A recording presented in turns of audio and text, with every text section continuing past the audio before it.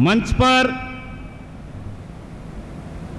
उपस्थित पानीपत ग्रामीण से विधायक और साथ में जिनके युवा मोर्चा के नेतृत्व में आप अध्यक्ष थे, मैं उसी टीम में उपाध्यक्ष के नाते लगातार काम किया, ऐसे मेरे अजीज भाई मित्र, आपके जिला के महामंत्री, वह सफीदों विधानसभा से गांव-गांव से 72 गांव और शहर से आए हुए पिता तुल्य बुजुर्गों, नौजवान साथियों, माताओं, बहनों, ये जो चुनाव है ये किसी व्यक्ति विशेष का चुनाव नहीं है। वर्तमान का चुनाव इस देश के शासन के ऊपर हमने किसको बैठाना है इसका तय करने के लिए चुनाव है। हमने उन पार्टियों को देश की सत्ता सौंपनी है कि जो इटली और पाकिस्तान से संचालित होती है, या एक गरीब किसान मजदूर के घर से संचालित आत्मा निकल के इस देश का नेतृत्व करे, ये तय हमने आने वाली चुनाव की तिथि पे 12 मई को तय करना है। पिछली बार भी हमने सफीदों विधानसभा से भाई रमेश कौशिक को 25,000 से ज्यादा मतों से आपके आशीर्वाद से जिताकर भेजा था। अब की बार अभी तो ये तय कर रही है विपक्षी पार्टियां कि किसको भेजा जाए, कि ताकि नरेंद्र मोदी और रमेश कौशिक के आगे टकराने का वजूद किसका है। कभी कांग्रेस की पार्टी पूर्व के मुख्यमंत्री को सामने खड़ा करने का स्वप्न सोचती है, फिर साथ ही सोचती है कि जींद में हमारी बुरी गत हुई थी, जो राहुल गांधी के साथ बैठने वाला व्यक्ति और जींद में बुरी गत करके जींद की विधानसभा ने भेजा भी यही सोनीपत वालों ने हाल कर दिया।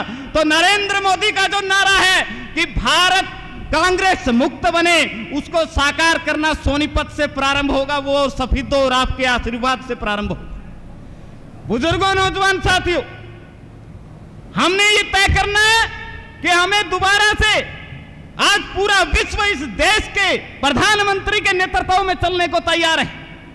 नरेंद्र मोदी जापान, हमने 13 में बोला था, 2013 में यही जब 14 में चुनाव प्रचार के अंदर आपके अंदर बोला था कि हम इस देश को मजबूत प्रधानमंत्री देंगे, और वो वादा इस 5 साल में हमने करके दिखाया। हमने चाहे जापान, चाहे इंग्लैंड, चाहे अमेरिका का व्हाइट हाउस इस देश के प्रधानमंत्री के लिए सजता है, तो ये आप लोगों के स्वाभिमान का सम्मान है, आप लोगों के की हुई एकजुटता का परिणाम है। हमने ये 5 साल के अंदर पूरे विश्व को हिलाने का काम किया।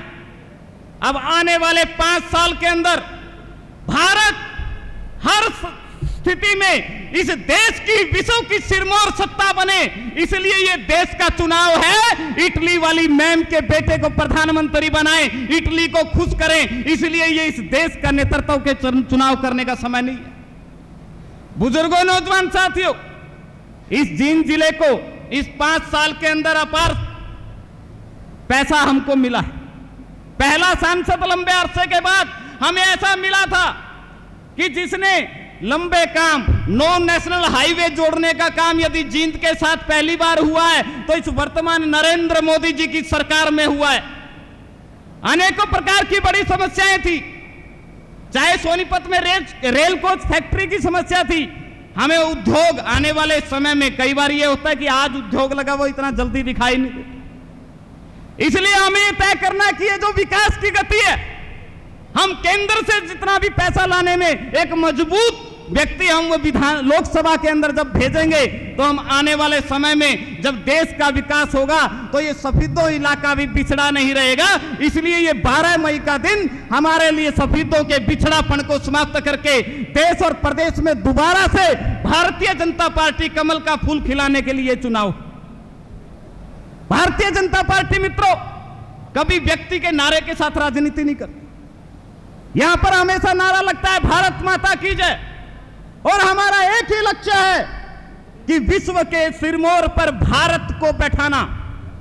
केवल नरेंद्र मोदी या किसी व्यक्ति विशेष के लिए भी ये लड़ाई नहीं। भारत का प्रधानमंत्री कहीं भी जाए, वो भारत के योग का विषय जब आया 185 देशों ने सहमति जताई थी, वो इस बात पे जताई थी कि आपने पूर्ण बहुमत इस देश को दिया था।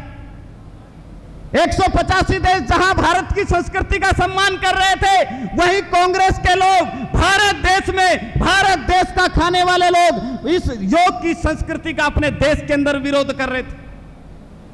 इसलिए यहां एक तरफ देश का सम्मान है, एक तरफ व्यक्ति और परिवार का सम्मान है। यह हमने तय करना है कि आने वाले समय में कि 12 मई को दोबारा इस देश की जो गति 5 साल में बढ़ाई है उसको आगे बढ़ाया जाए या फिर इसको रोका जाए। इसके लिए ये 12 मई और देश के ये चुनाव का, बुजुर्गों, नौजवान साथियों, किसानों को अब तक का लाभ का कोई भी काम हुआ इस केंद्र और प्रदेश सरकार ने भरपूर मात्रा में किया।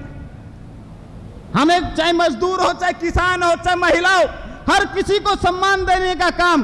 और जहां तक बात आए सैनिकों की, इस देश का पहला प्रधानमंत्री है जो देश के अंदर घटना घटती है और यह कहता है कि जो 125 करोड़ की जनता के बीच में दर्द है पुलवामा घटना के बाद, वो इस देश का प्रधानमंत्री पूरी रात नहीं सोता, वो देश के लिए जीता है। इसलिए हमने नरेंद्र मोदी को इस देश के स्वाभिमान और विकास के लिए चुना था और इस 5 साल में उन्होंने करके दिखाया।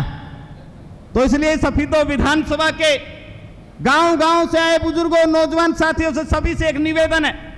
हमारी व्यक्तिगत किसी से नाराजगी कई बार हो सकती है, हमारी किसी से बोलचाल में आपस में कई बार कुंठा हो सकती है, परंतु ये किसी व्यक्ति का चुनाव नहीं है, खाली ये रमेश कौशिक का भी चुनाव नहीं है।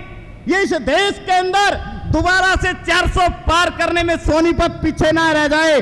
400 पार यदि करेंगे तो धारा 370 हो, चाहे समान आचार संहिता हो, चाहे राम मंदिर हो, जो भारतीय जनता पार्टी के मूल एजेंडे हैं, वो गांव-गांव में आप लोगों से, कार्यकर्ताओं से पूछते होंगे। उसका हल भी तभी संभव है जब लोकसभा और राज्यसभा में पूर्ण बहुमत से हम बैठे हों।